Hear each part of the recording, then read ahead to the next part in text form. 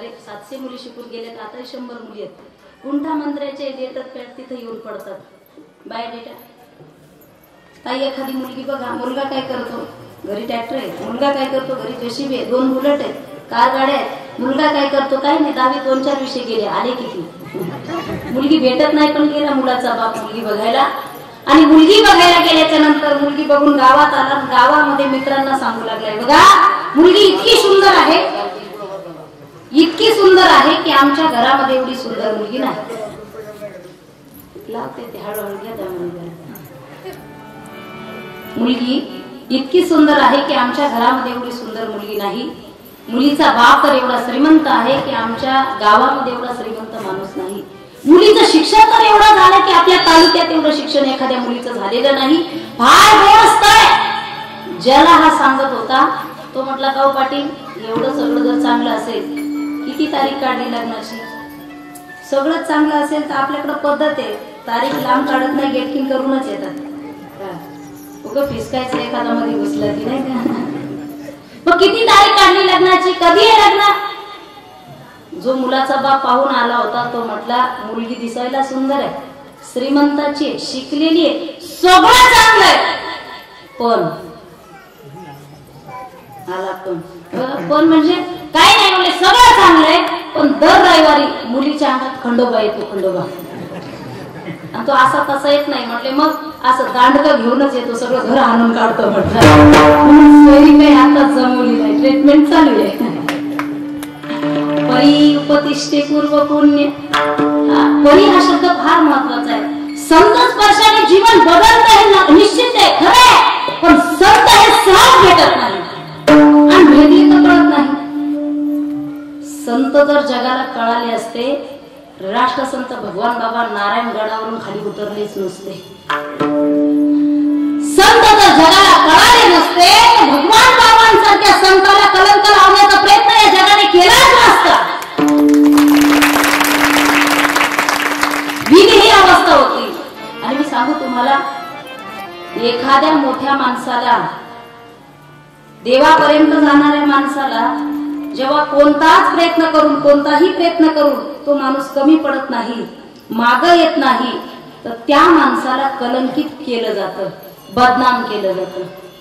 अगदी शयन कक्षेमध्ये भगवान बाबा पहाटची वेळ, स्नान झालं, आता देवपूजा करायची म्हणून निघून गेले. काही कलंकित लोकांनी, दृष्ट प्रवृत्तीच्या लोकांनी राष्ट्रसंत भगवान बाबांच्या त्या अंथरुणावरती एका बाईची चोळी टाकली. तुम्ही कशानेच ऐकत नाही, पण असा कलंक लावतो की तुम्हाला जगणं मुश्किल झालं पाहिजे. एका बाईची चोळी टाकली आणि त्याच लोकांनी, दृष्ट लोकांनी त्या ठिकाणी कल्लोळ केला. बघा स्वतःला तपस्वी म्हणून घेतात, संत म्हणून घेतात, महात्मे म्हणून घेतात, संन्यासी म्हणून घेतात, आणि यांच्या अंथरुणावरती बाईची चोळी आली कुठून. हे दृश्य जेव्हा भगवान बाबांनी पाहिलं, या चोळीमुळे माझं जीवन कलंकित होते. आणि ज्या गोष्टीमुळे, ज्या वस्तूमुळे, ज्या अंगामुळे मला कलंक, माझ्या जीवनाला, माझ्या परमार्थाला कलंक लागत असेल, ती गोष्टच नाहीशी करून टाकतो. साधी सुई टोचली तर माणसाला वेदना होतात. शरीराचा एखादा महत्वाचा पार्ट कट करून टाकला, कलंक लागू दिला नाही. आणि जिथं जिथं रक्त सांडल्या गेलं, तुळसी उगवल्या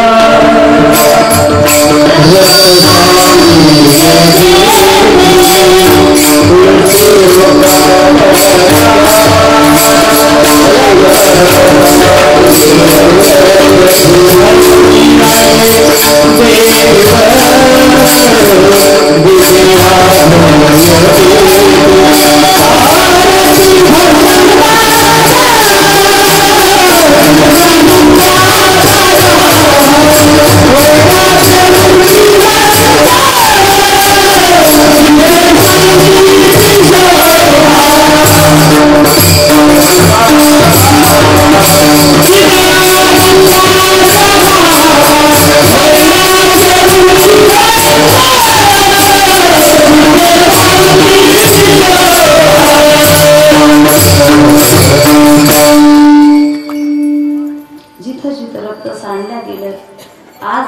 नारायणगडावरती तुळशी उगवलेली आपल्याला पाहायला मिळेल.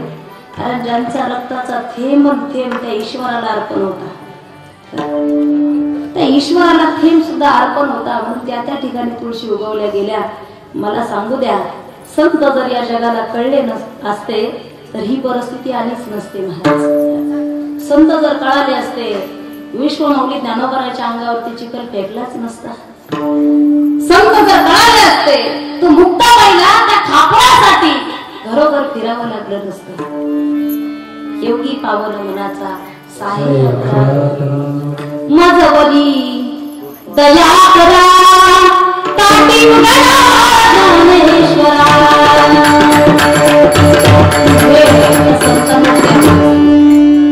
संत नाव जरी छोटं असेल त्याग फार मोठा आहे. संत या शब्दाचं नाव दुसरं त्याग आहे महाराज, फार मोठा त्याग आहे. नाथ बाबांकडे एक बाई आली, एक छोटं लेकरू घेऊन. ऐकायला थोडं जड जाईल पण ऐका. एक छोटं लेकरू घेऊन आली. महाराज हे गुळ खात आहे, त्याचा गुळ खाणं बंद करा. महाराज म्हटले एक काम करा मावशी, तुम्ही 8 दिवसांनी या. त्या मावशीला वाटलं 8 दिवसांनी महाराज एका जनार्दनी संत पूर्ण करीत मनोरथ. 8 दिवसानंतर नारळ देतो की अंगारा देतात की औषध, आयुर्वेदिक औषध देत आहेत. 8 दिवस लागणारे ते औषध तयार करण्यासाठी, म्हणून 8 दिवसाचा कालावधी मला दिला. 8 दिवसानंतर ती बाई त्या लेकराला घेऊन गेली. महाराज औषध बनून झालं असेल तर द्या या लेकराला औषध, कारण हे गुळ फार खाते. महाराजांनी सांगितलंय बाळा, हे लेकरा आजपासून गुळ खाऊ नको बर का. मावशी जा घेऊन लेकराला. अरे बापरे, मावशी रागावल्या. महाराज एकच वाक्य सांगायचं होतं तर 8 दिवसापूर्वी सांगायचं ना. एका वाक्यासाठी 8 दिवस लागतात का? मला वाटलं एखादा औषध देणार असा म्हणून मी 8 दिवसाचा कालावधी थांबले मी. पण एका वाक्यात जर तुम्हाला सांगायचं होतं, एकच वाक्य सांगायचं होतं तर 8 दिवसापूर्वी सांगायचं ना. त्या लेकराला एवढा वेळ कशासाठी घेतला? नाथ बाबा म्हटले हे वाक्य सांगणं फार सोपं होतं, पण आचरणात आणणं हे अवघड होतं. 8 दिवस मी अगोदर स्वतःचा गुळ खाणं बंद केलं आणि मग सांगितलं गुळ सोडून दे. त्यागाचं नाव संत आहे ना, त्यागाचं नाव संत आहे. एवढी ताकद आहे वाणीमध्ये संतांच्या. अरे ज्यांनी अंगावरती चिखल टाकला, जर म्हटलं असतं ना याचं वाटोळ हो, तर पिढ्याने पिढ्या वाटोळ झालं असतं. पिढ्याने पिढ्या कुळाचा सुद्धा त्या ठिकाणी नायनाट झाला असता. एवढी ताकद त्या वाणीमध्ये होती. माहिती असेल किंवा माहिती नसेल तुम्हाला, वैरागी मूर्ती वामन भाऊ महाराज गावामध्ये सप्ताह होता एका. नारळी सप्ताहाची पद्धत आजही तिथं आहे. आणि त्या सप्ताहासाठी काही लोक कारखान्यावर कामासाठी गेले होते कोयते घेऊन. सुट्टी मालक देत नव्हता. वामन भाऊ महाराज गेले, विनंती केली, मोठे आहात तुम्ही, मोठे अंत करणारे, दिवाळीला सुट्टी नाही दिली तरी चालेल. आजही आपल्या लेकी बाळी दिवाळीला नाही येत, पण एखाद्या सप्ताहाला गावात येतात. ही पद्धत आहे इकडची. मग आमच्या लेकी बाळी येतात, नाही दिवाळीला सुट्टी दिली तरी चालेल, पण आमच्या सप्ताहासाठी या कामगारांना 8 दिवस सुट्टी द्या, 8 दिवस सुट्टी द्या. आणि एवढे मोठे मालक आहात तुम्ही कारखान्याचे, आमच्या गोमातेसाठी जर चारा असेल तर थोडाफार द्या, उपाशी मारतात आमची गुरवासला. वाईट प्रवृत्तीचा व्यक्ती होता. तो म्हटला महाराज आहात म्हणून सांगतो गेटच्या बाहेर निघा. नाही तुमच्या लोकांना सुट्टी मिळणार नाही, चारा मिळणार. तुमच्या काही मालकीचा कारखाना आहे का? नाही मिळणार, निघा बाहेर. वैरागी मूर्ती वामन भाऊ महाराज हे कारखान्याच्या बाहेर आले. जर हा कारखाना गोरगरिबांसाठी नसेल, धर्मासाठी नसेल, गोमातेसाठी चारा नसेल तर आग लागू दे तुझ्या कारखान्याला म्हटले.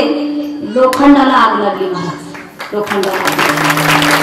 सांगू द्या, वाणीमध्ये एवढी ताकद होती की लोखंडाला सुद्धा आग लावण्याची ताकद संतांमध्ये आहे. म्हणून तुकोबाराय म्हणतात ते संत चरण अभंगाचा प्रसंग. चरण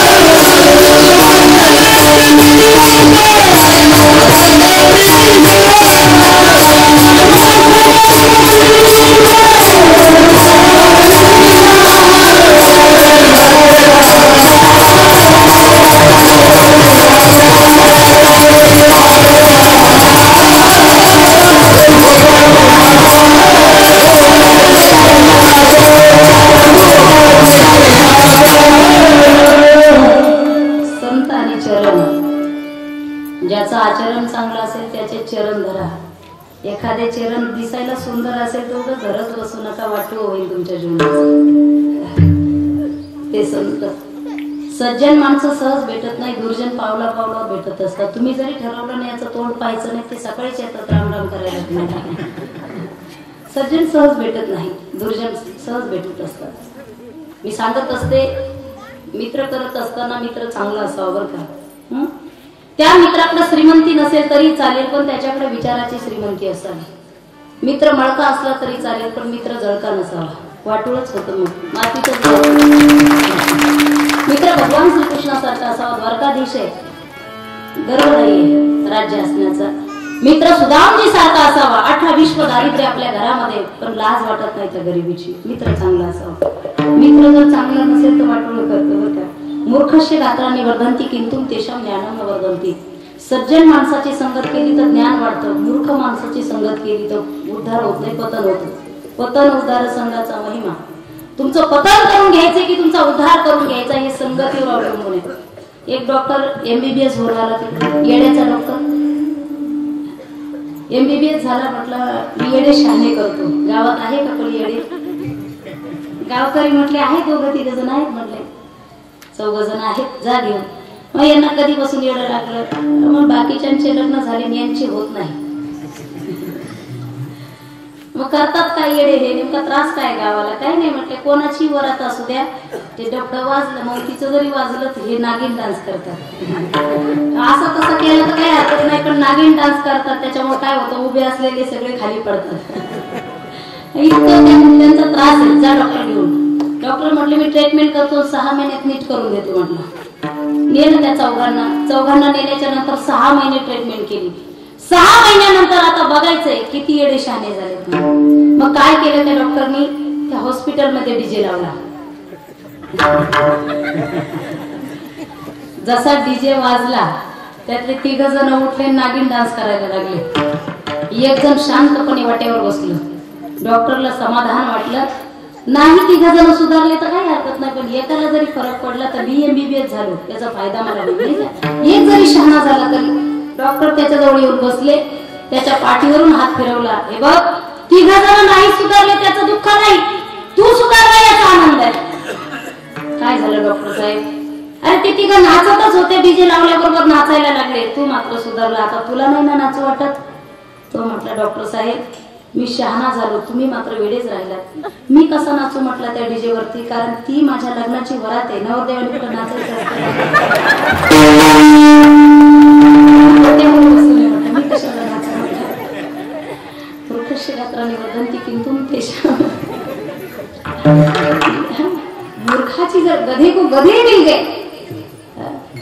2 जण अगदी रात्रीची वेळ आहे, चांदणी रात्र आहे, आणि अगदी टाकून निघाली गावाकडे, गावाच्या दिशेने. पण एवढी टाकली होती तर रस्ता चुकला. रस्ता शेताने निघाला, पाऊल वाटेने निघाले. आणि दोघांची आता ते कुत्र्याला बोलतात चालता चालता, ते म्हणतात आपल्या नादी लागायचं नाही, आपल्या नादी लागायचं नाही. पण शेतात कोणीच सापडाना. मग ते इकडं तिकडं पाहता पाहता एकाची नजर इकडं विहिरीवरती गेली. विहिरीवरती गेल्याच्या नंतर त्याने विहिरीमध्ये डोकावून पाहिलं. फुल पिलेला होता, त्याला विहिरीत चंद्र दिसला. विहिरीत काय दिसला? चंद्र दिसला. तो दुसऱ्याला म्हटला अरे गड्या, या विहिरीत तर चंद्र पडला. म्हटला काय? चंद्र पडला म्हटला विहिरीमध्ये. दुसरा म्हटला पडू दे, आपल्याला काय करायचं, कसा पडू दे म्हटला. हा चंद्र इथे येऊन पडला, आमच्या शेतात किती अंधार झाला असेल म्हटलं. आमच्या शेतात किती अंधार झाला असेल. नाही म्हटलं याला वर काढावं लागेल. तो म्हटलं काही हरकत नाही, मरेपर्यंत आपण बरोबरच आहे म्हटलं. आतापर्यंत कधीच एकट्याने घेतली नाही म्हटलं. बरोबरच आहे, तुझ्या साथीला मी काढ म्हटलं. कसं काढायचं? एक बकेट आणली, तिला दोरी बांधली आणि ती बकेट पाण्यामध्ये सोडली. पाणी जोपर्यंत स्थिर होतं, चंद्राचं प्रतिबिंब सुद्धा स्थिर होतं. बकेट पाण्यामध्ये गेल्याच्या नंतर पाणी हललं, चंद्राचं प्रतिबिंब सुद्धा हलू लागलं. धरणारा म्हटला फार चपळ आहे म्हटलं चंद्र. मागचा म्हटला किती चपळ असू दे, आपल्यापेक्षा नाही. तेवढ्यात त्या बकेटीत पाणी आलं आणि त्या बकेटीतल्या पाण्यामध्ये चंद्राचं प्रतिबिंब दिसू लागलं. धरला म्हटलं मी त्याला. धरला ना म्हटलं, ओढ म्हटलं आता. पण ओढता ओढता काय झालं, ती बकेट एका कपारीत अडकली विहिरीमध्ये. अडकल्यानंतर हा म्हटला धरलं बरं का त्याने कशाला तरी. मागचा म्हणला कशालाही धरू दे, पण त्याला वर काढायचंच म्हणला. मग कसं काढायचं मला जोर लावून म्हटलं आपण 1 2 3 म्हटल्याबरोबर त्या बकेटीची दोरी तुटली, बकेट एकीकडे जाऊन पडली, हे उताने पडले. असे उताने पडल्याच्या नंतर यांनी वर पाहिलं तर हा म्हटलं एका झटक्यात गेला का नाही चंद्रवर, दुसरा झटका सुद्धा लागू दिला नाही. म्हटलं म्हणजे पतन उद्धार संघाचा महिमा. संत हे सहज भेटत नाही, दुर्जन पावला पावलावर भेटत असतात महाराज. ते संत चरण रज लागता वासनेचे बीज जळून जाय. संत चरणाने जर लोखंडाचा कारखाना जळत असेल तर वासना जळणार नाही का महाराज? वासना अशी चीज आहे, जर जळाली नाही तर जन्म घेणे लागे. वासनेच्या संगे जड भरत राजा, हरणी गर्भा गेला घाला तो घातला वासनेने. वासना माणसाला मरू देत नाही. वासना बघा, माणसं मरतात, वासना मरतच नाही. लोक म्हणतात गेला माणूस पण इच्छा अपूर्णच राहिली, ही वासना आहे. पहिला मजला बांधल्यानंतर सुद्धा वरच्या मजल्याचे गज काढूनच ठेवतो, ही वासना आहे. लग्न झाल्यानंतर सुद्धा 4-6 वर्षांनी वाटतं निवणी बरोबर केलं असतं तर बरं झालं असतं, ही वासना आहे. ही वासना जाण्याचं काम संत स्पर्शाने होत असतं. वासनेचे बीज जळून जाय. एकदा वासनेबद्दल माझ्या बहिणाबाई बोलतात, संसार असा आहे, अरे संसार संसार जसा कवा तुझ्यावर आधी हाताला चटके मगा मिळते भाकर. अरे संसार संसार, ही वासना एकदा जळाली मग तुकोबाराय वर्णन करतात अभंगाचं दुसरं चरण. बोला